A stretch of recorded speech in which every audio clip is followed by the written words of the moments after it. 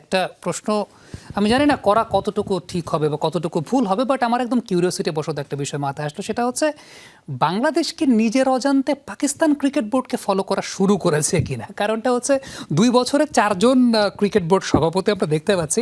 পাকিস্তানে কিন্তু এই বিষয়টা আমি প্রায়ই দেখি যে পাকিস্তানের বিষয়টা এরকম ঘটে। এই প্রশ্নটা একটু মজা করেই করা, তবে এটার মূল জায়গাটা হচ্ছে আমরা আইসিসির কোনো প্রোটোকল নিয়ে অনেক সময় যখন কথা বলি তখন এই প্রসঙ্গটাও বারবার চলে আসে যে পাকিস্তান ক্রিকেটেও আমরা দেখি যে এরকম 2 দিন পর পর সভাপতি পরিবর্তন হচ্ছে, বোর্ড ভেঙে যাচ্ছে বা এরকম কিছু, তখন আইসিসির আসলে ওইরকম কোনো ঝামেলা হয় না। বাট আলটিমেটলি মনে হয় দিন শেষে ক্রিকেটের ব্র্যান্ডিংয়ের জায়গাটা অনেক বেশি মাত্রা পেঁচাচ্ছে বাংলাদেশে। আমার মনে হয় আমরা পাকিস্তান হচ্ছি না, কারণ পাকিস্তান রমিজ রাজাকে হটিয়ে কাকে এনেছিল, একজন সাবেক অধিনায়ককে? তা তো না। আমরা দেখেন কত ভালো কাজ করছি, 3 জন পর সাবেক অধিনায়ককে নিয়ে এসেছি। হ্যাঁ, অন্তর্বর্তী সরকার 2 জনকে, এখন একটা বড় ট্রেনটা খুব ভালো। এরপরে যদি কেউ আসে নিশ্চয়ই আমরা চাইবো সেটা সাবেক অধিনায়কই হোক, অন্তত সেটা আমরা চাইবো। তবে একজন সাবেক অধিনায়ক আরেকজনকে বিদায় করে যেভাবে আসছেন, সেটার যে ট্রেন চালু হয়েছে সেটা নিশ্চয়ই আমরা চাইবো না। তাই তামিম ইকবালকে নিশ্চিতভাবে আমি সতর্ক করব, আশপাশের যে মানুষ তারা যাকে আজকে আকাশে উঠাচ্ছে, সে মানুষগুলো আমিনুল ইসলাম বুলবুলকে উঠিয়েছিল, তারা তাকে আবার মাটিতেও নামিয়ে নিয়েছে, সেরকম যেমনটি না হয়। তিনি আসলে খুবই বুদ্ধিমান মানুষ, খুবই ব্রিলিয়ান্ট, বাংলাদেশ দলের অধিনায়ক, এত রেকর্ড যার সঙ্গে তিনি নিশ্চয়ই সচেতন হবেন এবং বুদ্ধিমত্তার পরিচয় দিবেন। আশা করি যে ব্র্যান্ডিং ইমেজের ক্ষতি হয়েছে সেটা তিনি উদ্ধারও করবেন।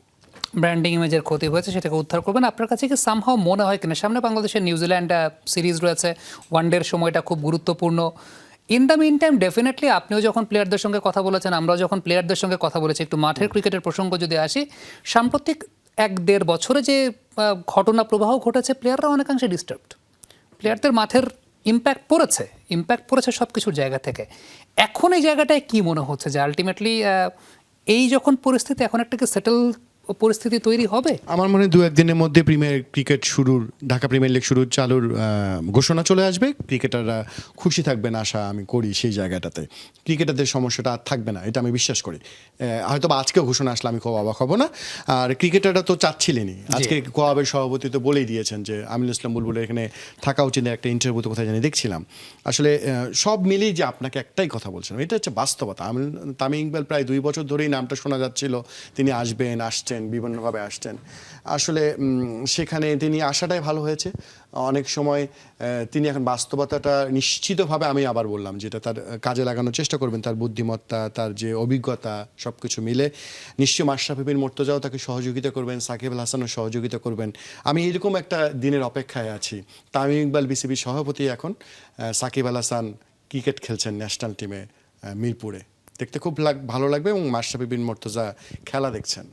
আমার মনে হয় এই দিনটা আমরা চাইতেই পারি এখন। Let's hope for the better days of Bangladesh cricket. আরেকটা বিষয় প্রাসঙ্গিকভাবে চলে আসছে, সেটা হচ্ছে অ্যাডহক কমিটির যে সদস্যরা আছেন তারা পরবর্তী সময় নির্বাচন করতে পারবেন কি পারবেন না, সেটা নিয়ে একটা ধোঁয়াশাও কিন্তু আছে। কারণ প্রথমত আপনি যেটা বলছিলেন যে অ্যাডহক কমিটির বিষয়টা তো বিসিবি কনস্টিটিউশনেই নাই, কিন্তু এখন যদি পরবর্তী সময়, কারণ 3 মাসের জন্য একটা অ্যাডহক কমিটি করা হয়েছে আফটার দ্যাট ইলেকশন, তো সেক্ষেত্রে আসলে প্রক্রিয়াটা কি হবে? মানে তামিম ইকবালকে এখন আমরা বিসিবির সভাপতি হিসেবে পেয়েছি, বাট এটা কি শুধুই 3 মাসের জন্য? এখানে প্রোটোকলজনিত কোনো সমস্যা বা কোনো ঝামেলা আছে কিনা? আসলে এটার পরবর্তী আউটকাম বা আফটার ম্যাথটা কি হতে পারে? একটু অ্যাডহক কমিটির কনভেনার শব্দটা থাকলে ভালো হতো। কনভেনার থাকলে মেম্বার হওয়াটা সুবিধা, যেহেতু সভাপতি বলেছেন, আসলে বাকিরা হয়তো দায়িত্বটা ভাগ করে নেবেন। তবে নির্বাচন নিয়ে একই কথা, সরকার যেভাবে চাইবে সেভাবেই নির্বাচন হবে, কেন করতে পারবে না? নিয়ম বদলে যাবে থাকলে, এটা আসলে খুব বেশি কনসার্নের বিষয় না। আর যদি খুব বেশি সমস্যায় করে, এই নির্বাচনের তফসিল হওয়ার পর যারা ইলেকশন করতে চান 4-5 জন পদত্যাগ করবেন, তখন নান্নু ভাই অথবা আতহার আলী খানকে আবার তখন দায়িত্ব নেবেন, 5-6 জন মিলে ইলেকশনটা পার করে দেবেন 15-20 দিনে। এটা আসলে খুব কঠিন কিছু না, আমার মানে কোনো সমস্যা মনে হয় না আসলে আমার। যা আপনি চাইবেন ঠিকভাবে, আমাদের এর চাওয়ার মধ্যে মঙ্গল চাইতে হবে, যেন আমাদের ভালোটা হয়।